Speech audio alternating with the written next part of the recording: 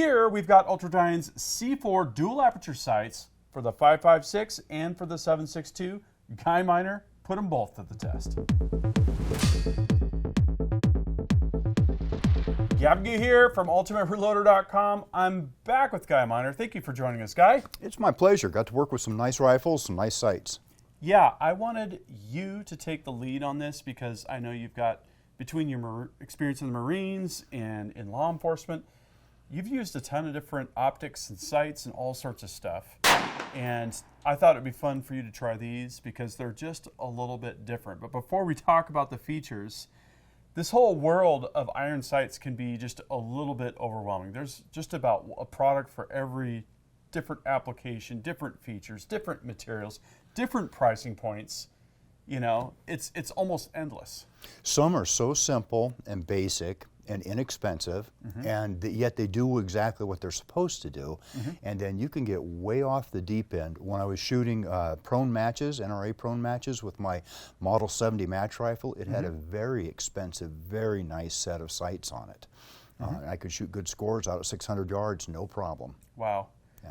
Yeah, and iron sights is something that I feel like I need to push myself a little bit more with. You know, I've gotten so spoiled with reflex sights and scopes. You know, some of my scopes are 50 power.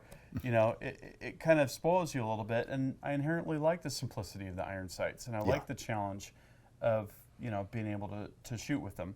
So I guess there's two basic scenarios, right? Where your iron sights are your primary sight mechanism, and then where you might want them as a backup, right? Talk about that for a second. Exactly.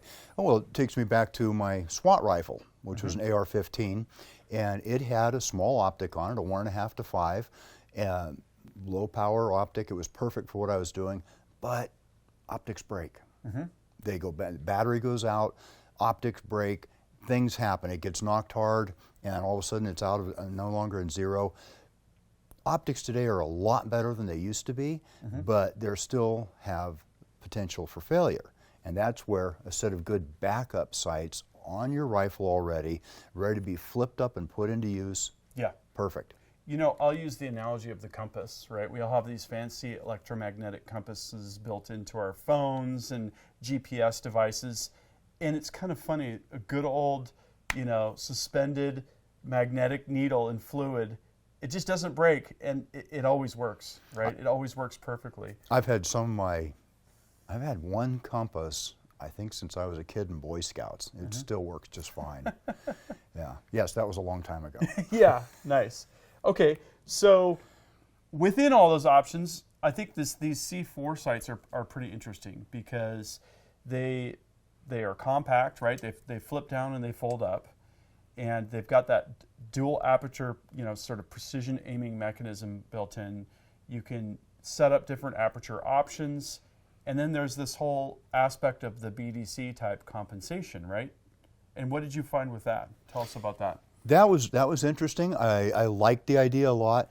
And what it is, when you get this sight zeroed and you've got your 200-yard dope on it, which we've got it here now, it's marked with a nice little 2 for people like me. It's very simple. You've got that, and then you've got a target out there at, say, 450.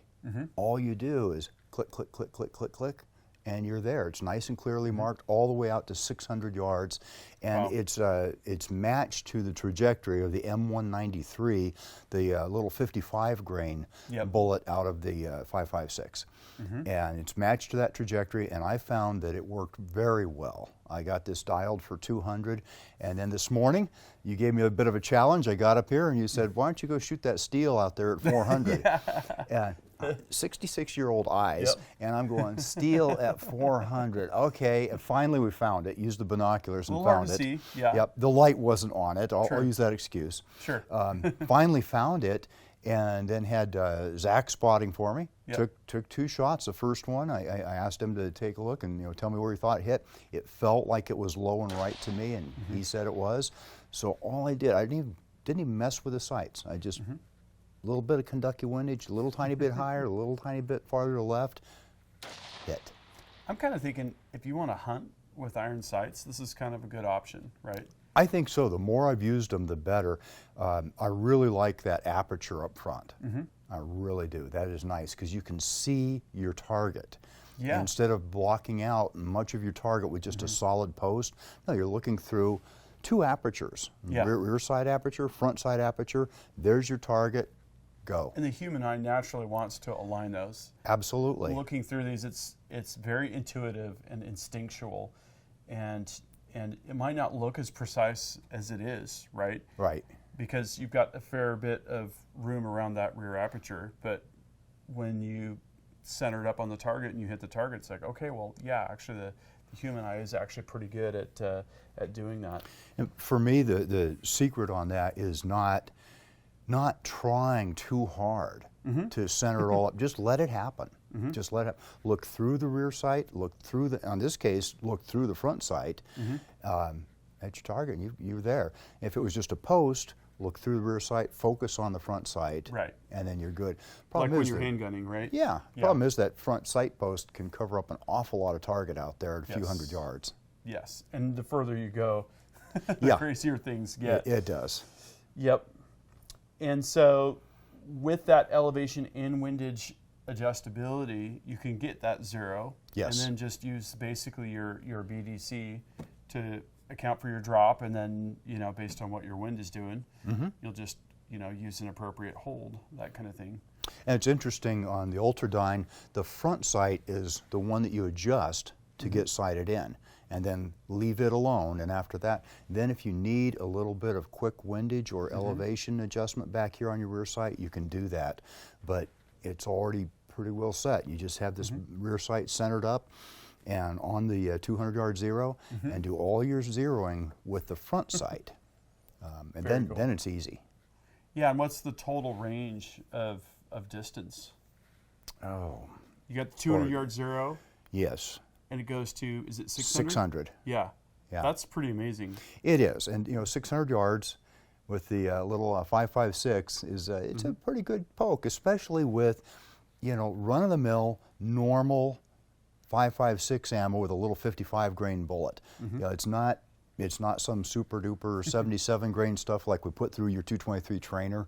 Yeah. It's not that ammo. Right. So Yep. Not super precision oriented or No. anything, but it's readily available. And with this, you're kind of pre-calibrated to that, which is yes, absolutely. nice. Yep. Yeah. Gotcha. So we've got the M193 ammo for the 5.56, and we've got the M80 ammo for the 7.62 version. Right. And that would be a 146 grain bullet typically at 2750, is that right? That's about right. Yep. Okay. Now, we had an issue. I had loaded up some ammo with some, I think, once fired machine gun brass, and had a load dialed that was going to kind of replicate this. And for some reason, it didn't want to function. No. So we had issues with it. I got to check that load. So we actually ended up using a 6.5 Creedmoor load with kind of roughly the same trajectory. Similar, yeah, and it was good enough to. I took the Creed out to 200 was all. I didn't. I just didn't know what it was going to do out there at 400 today. So I said, no, I'll stick with the one that I'm pretty sure I can hit with. So went with this one. But this rifle and that 6.5 Creed ammo, my goodness, it just gobbled it up. Yeah. That might be why you don't. That might be why you don't have too much of it left. I was having a good time trying to sight it in. So as a follow-up, I will sort out an appropriate load for the AR-10, and we'll check that out a little bit more. And if we do a little bit of a hike, we can actually hit those same targets at 600.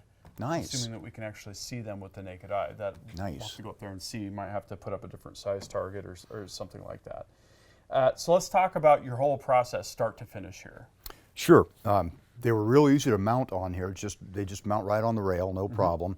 I think I saw somewhere on their website, which by the way is a really good website, that they liked a 21-inch spread in between the front and rear sights. So got those all mounted on there.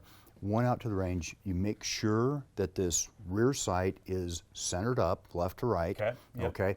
And put it on 2 for 200, and then you're done with the rear sight for then. Nice. Okay.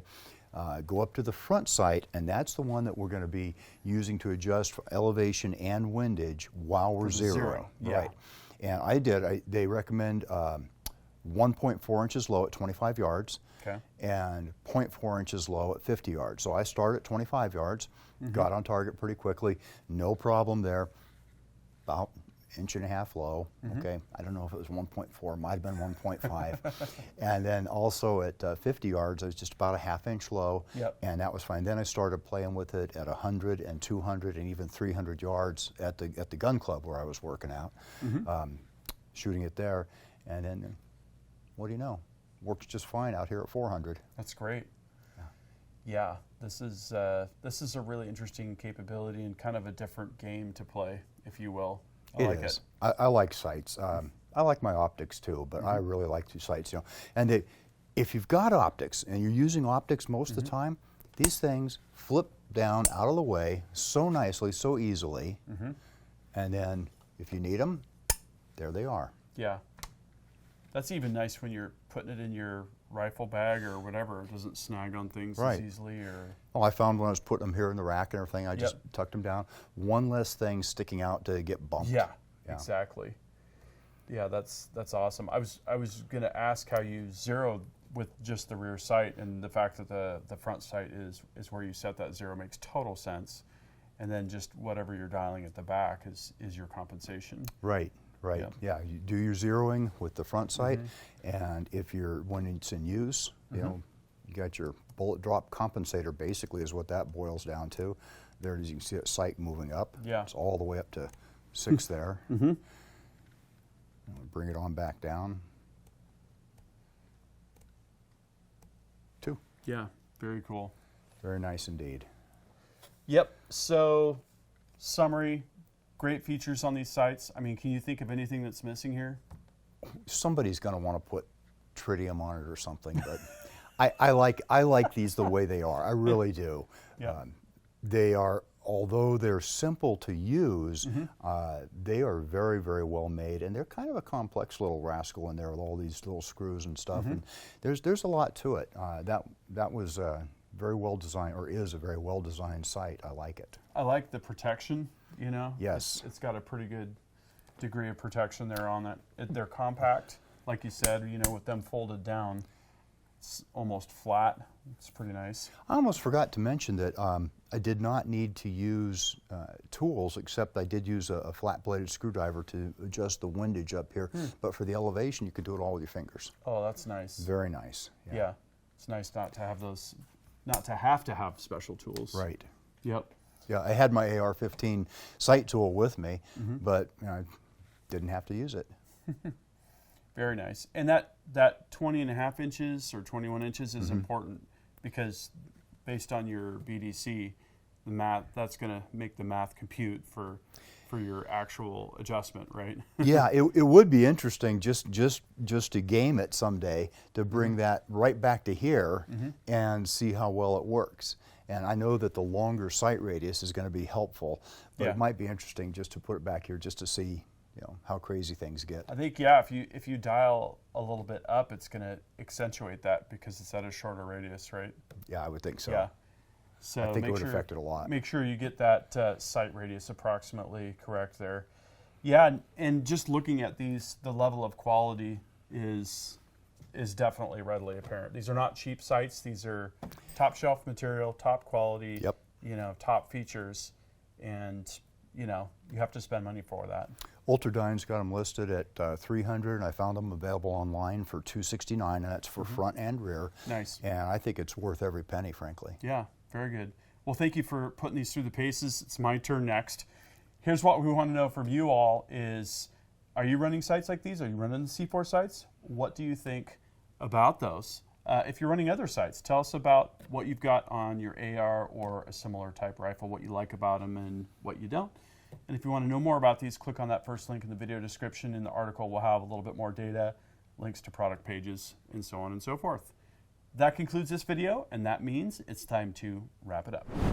I hope you liked this video. If you did, please give it a big thumbs up. Also, make your voice heard. If you have something to say, please drop a comment. Make sure you're subscribed with notifications, because you're not going to want to miss the awesome content that is coming up. And finally, flex your reloading pride. You could look great in one of these t-shirts. We've got multiple designs at the Ultimate Reloader store. I'll see you later, because I'm off to go shooting.